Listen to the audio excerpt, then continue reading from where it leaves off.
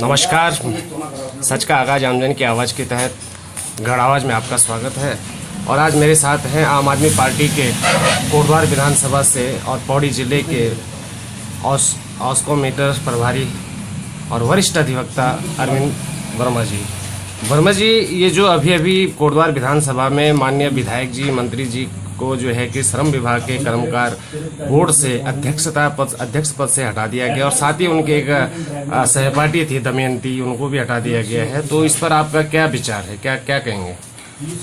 देखिए, अभी आप देखेंगे माननीय उच्च न्यायालय नैनीताल का जो जजमेंट था, उसके बाद माननीय उच्च न्यायालय ने नोटिस जारी किए और कहीं ना कहीं जो आरोपों से संबंधित बात थी, प्रत्यक्ष अप्रत्यक्ष रूप से जो आरोप राज्य सरकार के कबीना मंत्री, वन मंत्री हमारे डॉक्टर हरक सिंह रावत जी जो हमारे लोकल विधायक हैं, तो इस कारण मुख्यमंत्री ने कोई फैसला लिया और उनको उनके पद से कर्मकार बोर्ड के अध्यक्ष पद से उन्हें पदच्युत किया। तो मेरा ये कहना है, तो जब तक कोई निष्पक्ष जांच न हो जाए, उसका कंक्लूजन ना निकल जाए कि व्यक्ति दोषी है निर्दोष है, तो तब तक नैतिकता के आधार पर उस व्यक्ति को, वो अगर और विभागों में या कोई और मंत्रालय उनको सौंपा गया है, तो उससे भी उन्हें इस्तीफा दे देना चाहिए, क्योंकि नैतिकता भी कहती है और कहीं ना कहीं आपकी निष्पक्षता आपकी बताती है। और देखिए, कहीं ना कहीं अगर आप उच्च पोस्ट पे रहेंगे, मंत्री परिषद में शामिल रहेंगे, तो कहीं ना कहीं जो जांच करने वाली एजेंसी होगी वो प्रभावित होगी। तो ये तो एक लॉजिक है हर प्रकार का। कहीं और ये देखेंगे कि कहीं ना कहीं राज्य सरकार निरंकुश हो गई है, उनके कोई मंत्री विधायक उनके कहने में नहीं है और हर जगह अफरा तफरी मची है। तो जो भ्रष्टाचार है वो चरम सीमा पे है। ये कहकर आई थी भाजपा सरकार, कहकर आई थी कि हम भ्रष्टाचार मुक्त करेंगे देश को, राज्य को, लेकिन आप देखेंगे जिस हिसाब से भ्रष्टाचार है, खनन हो, शराब हो, चाहे चिकित्सा हो, चाहे शिक्षा हो, कहीं ना कहीं भ्रष्टाचार युक्त सरकार बनकर रह गई है। और बड़े दुर्भाग्य की बात है कि कोटद्वार की जनता ने बड़े अरमानों के संग और अपना आशीर्वाद देके डॉक्टर हरक सिंह रावत को इस बहुमूल्य सीट से सुना था। और आज देख लेंगे, कांडी मार्ग देख लें, आप सड़कों को देख लें, आप कोटद्वार से पौड़ी चले जाएं, आप कोटद्वार से देहरादून चले जाएं, स्कूलों का हाल देख लें, नगर निगम का हाल देख लें, तो चरमरा गई ये व्यवस्था। कोई जो कहेंगे कि 1 इंच भी आप आगे नहीं बढ़े और आप कह रहे हैं जीरो टॉलरेंस की बात, तो बड़ा एक तरीके से कहेंगे कि कोई भी विकास आपने नहीं किया। और अब जब आपको अध्यक्ष पद से हटा दिया गया, तो आप राज्य सरकार पे दबाव बनाने के लिए या दूसरी एजेंसियों में जाने के लिए, दूसरी पार्टी में जाने के लिए आप इस प्रकार की बात कर रहे हैं कि मैं 2022 में चुनाव नहीं लड़ूंगा।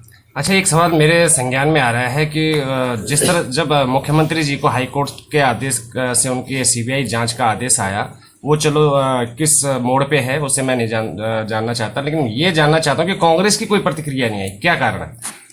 देखिए, भाजपा और कांग्रेस एक ही सिक्के के दो पहलू हैं। अगर आप उछालेंगे तो कभी टॉस आएगा, कभी हेड आएगा। तो बिल्कुल क्लियर हो चुका है। जो अपोजिशन की जो आज भूमिका निभा रही है वो आम आदमी पार्टी निभा रही है। पूरे प्रदेश में भ्रष्टाचार के खिलाफ यदि वो कोई बात कह रहा है तो वो आम आदमी पार्टी। अगर किसी भी सिटी में, किसी भी प्रदेश के किसी भी गांव में यदि कोई भ्रष्टाचार के खिलाफ या कोई राज्य सरकार की गलत नीति के खिलाफ, पुलिस की गलत नीति के खिलाफ, पटवारियों की गलत नीति के खिलाफ यदि कोई आवाज उठ रही है तो वो आम जनता पार्टी, आम आदमी पार्टी उठा रही है और आम जनमानस की बात पटल पर जाकर रख रही है और उसके लिए धरना प्रदर्शन कर रही है। तो भाजपा और कांग्रेस एक बार आप उसके साथ क्या कर रहे हैं कि प्रदेश को उन्होंने लूट चुके हैं। आप बेरोजगारी को देख लें, पलायन की देख लें, तो आपने क्या काम आप अपनी बताएं तो सही कि आपने ये उपलब्धियां की हैं। आज हमारा पहाड़ का नौजवान दिल्ली में, मुंबई में, अन्य राज्यों में होटलों में काम कर रहा है, कहीं और जगह काम कर रहा है, 2 जून की बड़ी मुश्किल से रोटी रोजी कमा पा रहा है। हमारा पानी, हमारा खनन जो कि हमको आज ये स्रोत हमें मिलने चाहिए थे, सस्ते मिलने चाहिए थे, फ्री मिलने चाहिए थे, बिजली जो कि हम उत्तराखंड में पैदा करते हैं, दूसरे प्रदेशों में जा रही है और वहां से फिर आ रही है, उन प्रदेशों से भी ज्यादा महंगी हमें मिल रही है। खनन, यही आप देख लें कि खनन रेत बजरी हमारा दूसरे प्रदेशों में जा रहा है और हम तब उसे दुगने पैसे में खरीद रहे हैं। आप पानी की बात देख लें, पानी का रिसोर्सेस, बिजली तो है ही उससे संबंधित, पानी दूसरे प्रदेशों में जा रहा है, उन्हें फायदा मिल रहा है, हमारी फसलें चौपट है, सरकार की कोई व्यवस्था इसके लिए नहीं है।